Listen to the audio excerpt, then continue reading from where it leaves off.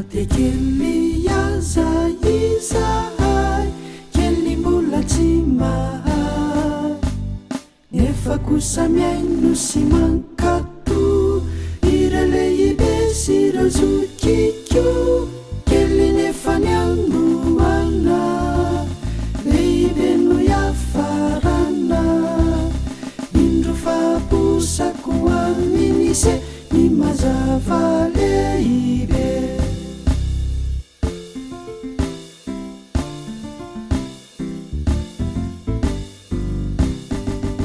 na miremby aza izahay petsaka ny asanay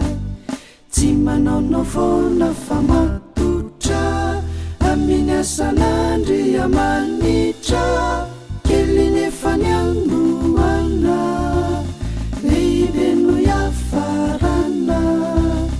indro faposako aminise ny mazava lehibe